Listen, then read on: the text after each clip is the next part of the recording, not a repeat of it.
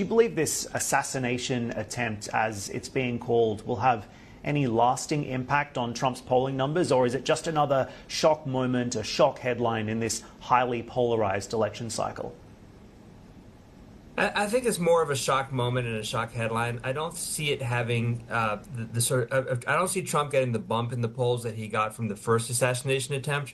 In that attempt, you remember there were the very graphic, visuals of him with blood, raising his fist in the air. There's no sort of correlating photograph to this episode, because the Secret Service actually did what they should have done, and they were able to spot the shooter and chase him off before anything happened. So thankfully, President Trump was not actually shot this time, but I think that also deprived him of the visuals that would have given him the bump in the polls that he got the first time around.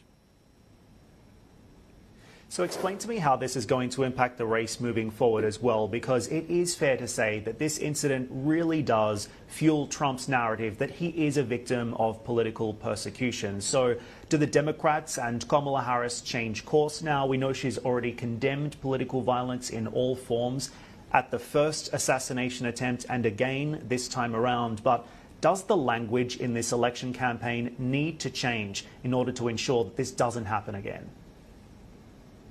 Well, I think both sides need to tone down the rhetoric, and I think the Democrats have tried, and I think the president and the vice president both put out statements very quickly yesterday, saying how thankful they were that President Trump had not been shot and that the Secret Service had done their job well.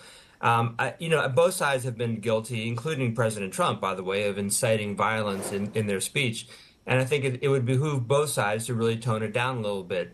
But I think, whether they do that or not, I think may not be that important or that sort of consequential, because the rhetoric has been out there, and people in the U.S. are sort of fired up and are angry, and a lot of that, I have to be honest, has come from the Trump side of things.